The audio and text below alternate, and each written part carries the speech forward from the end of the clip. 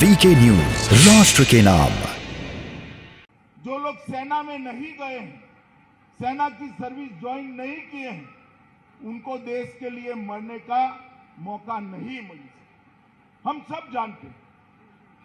परंतु उन्होंने एक दूसरी महत्व की बात की है कि निश्चित है कि हम लोगों को देश के लिए मरने का मौका नहीं मिलता, मगर हम सब के लिए देश के लिए जीने का मौका ईश्वर ने जरूर दिया है और हम सब ने देश के लिए जीना है। और आजादी का अमृत महोत्सव ये 75वां साल एक संकल्प लेने का साल।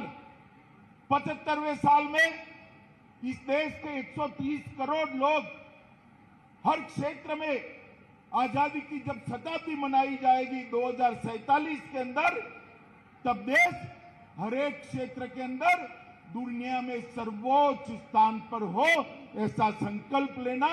और वो संकल्प के लिए 25 साल आज से लेकर 2047 तक 25 साल जो अमृत काल है, इसके लिए हम सब ने देश के विकास के लिए योगदान करना और 2047 में भारत को विश्व गुरु के रूप में देखने का हमारे आजादी के नायकों के स्वप्न को सिद्ध करना है। और ये संकल्प हम सब ने लेना है।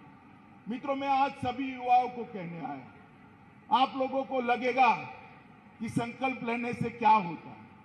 हायर एजुकेशन के लिए नरेंद्र मोदी सरकार ने ढेर सारा काम किया है और ग्रामीण क्षेत्रों को भी ध्यान में रखते हुए आज लगभग 410 से ज्यादा ग्रामीण विश्वविद्यालय भी, यूनिवर्सिटी भी काम की।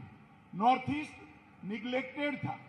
नॉर्थ ईस्ट में 22 नए विश्वविद्यालय, यूनिवर्सिटीज खोले गए हैं। लद्दाख में देश का पहला सिंधु सेंट्रल यूनिवर्सिटी बनाने का काम भी नरेंद्र मोदी सरकार ने किया है। और प्रोफेशनल युवाओं को मौका देने के लिए फोरेंसिक साइंस यूनिवर्सिटी, रक्षा शक्ति university, rail and transport university, इस प्रकार की प्रोफेशनल यूनिवर्सिटी की शुरुआत भी नरेंद्र मोदी जी ने की है। युवा मित्रों, मैं आज आपको बताने आया हूं, मोदी जी ने हर क्षेत्र के अंदर देश का विकास कैसे हो, हर क्षेत्र के अंदर देश दुनिया में सबसे पहले कैसे पहुंचे, उसके लिए हमेशा चिंता की है, हमेशा कार्यक्रम बनाए हैं और कठोरता के साथ कार्यक्रमों को इंप्लीमेंट किया।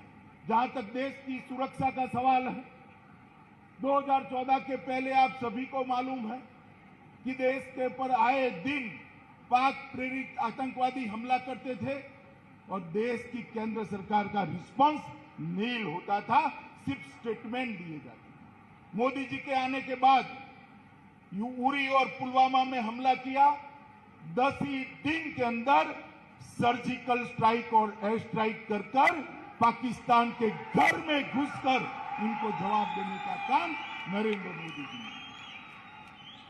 कई लोग कहते हैं इससे क्या फर्क पड़ा, इससे बहुत बड़ा फर्क पड़ा है। आज पूरी दुनिया जानती है भारत की सीमाओं के साथ कोई छेड़खानी नहीं करते, वरना माकूल जवाब दिया जाता। पहले दुनिया में अपनी सीमा और सेना के साथ छेड़खानी करने वालों को 2 ही देश जवाब देते थे, अमेरिका और इजराइल।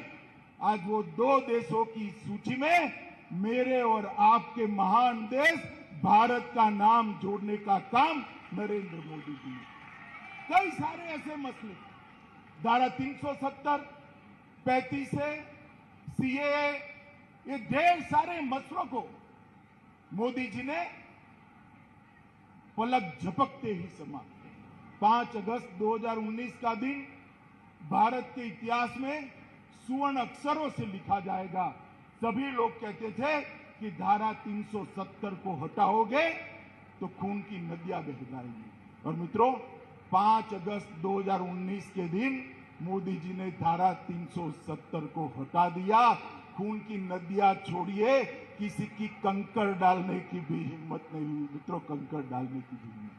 370 को कश्मीर से हटाकर हमेशा के लिए हमारे कश्मीर को भारत के साथ जोड़ने का काम नरेंद्र मोदी जी ने किया है। उद्योग के क्षेत्र में ढेर सारी पीआई स्कीम लाकर भारत को इंडस्ट्री का हब बनाने का काम किया है। और मैन्युफैक्चरिंग हब भारत बनता है तो हमारे लिए दो दृष्टि से महत्वपूर्ण है, क्योंकि 130 करोड़ का मार्केट हमारे देश में ही उपलब्ध है। और अगर यहां मैन्युफैक्चरिंग एक्टिविटी होती है तो इस देश के सबसे ज्यादा युवा दुनिया में अगर किसी देश में है, सबसे ज्यादा युवा दुनिया में अगर कोई देश है तो मेरा और आपका देश भारत है। अगर मैन्युफैक्चरिंग हब बनता है तो देश के युवाओं को अपॉर्चुनिटी भी मिलती है। ढेर सारे क्षेत्रों के अंदर, चाहे शिक्षा का क्षेत्र हो, चाहे आईटी का क्षेत्र हो, चाहे इंडस्ट्री का क्षेत्र हो, चाहे R&D करना हो, चाहे इंफ्रास्ट्रक्चर को बढ़ाना हो, चाहे बिजली को हर एक घर में पहुंचाना हो, हर एक घर में शुद्ध पीने का पानी पहुंचाना हो, अनेक क्षेत्रों के अंदर नरेंद्र मोदी सरकार ने ढेर सारी उपलब्धियां हासिल की। और इसी के कारण आज देश की जनता का विश्वास बढ़ा है कि जब हमारे आजादी के 100 साल पूरे होंगे, ये देश दुनिया में भारत सर्वोच्च स्थान पर दिखाई पड़ेगा। इसको कोई नहीं रोक सकता। ये विश्वास आज नरेंद्र मोदी जी के नेतृत्व में आगे बढ़ा है। मित्रों, यहां पर एक फॉरेंसिक साइंस लैब का भी बेल्लारी का उद्घाटन किया गया है। क्षेत्रीय फॉरेंसिक साइंस लेबोरेटरी के कंसेप्ट को कर्नाटक ने बहुत अच्छे तरीके से क्रियान्वयन किया है। मैं कर्नाटक के मुख्यमंत्री और गृह मंत्री जी दोनों को बहुत बहुत बधाई देना चाहता हूं, क्योंकि साइंटिफिक इन्वेस्टिगेशन के बगैर दो सिद्धि कन्विक्शन का रेशियो बढ़ नहीं सकता। जब तक साइंटिफिक इन्वेस्टिगेशन न हो, केस में प्रोसिक्यूशन एजेंसी के पास साइंटिफिक एविडेंस न हो, कभी दो सिद्धि नहीं हो सकती। आज बीट का एक नया कंसेप्ट भी, ई बीट का कंसेप्ट यहां पर लॉन्च किया गया है। जब ई बीट का कंसेप्ट पूरे कर्नाटक में लॉन्च हो जाएगा, पुलिस की सेवाओं को अनेक गुना स्पीड से गरीब आदमी तक पहुंचाने का फायदा मिलेगा। मैंने इसके चमत्कारिक परिणाम चंडीगढ़ के अंदर देखे और मुझे भरोसा है कर्नाटक पुलिस के डीजीपी पर और हमारे गृह मंत्री पर कि ई बीट को हर बीट तक पहुंचाकर पर्याप्त ट्रेनिंग कर लोगों की सुविधा बढ़ाएंगे। आज में जो यहाँ पर विद्यार्थी उपस्थित है, विद्यार्थिनी है, युवा भाई बहन है, वो सभी को उनके उज्जवल भविष्य के लिए बहुत बहुत शुभकामनाएं देता हूं।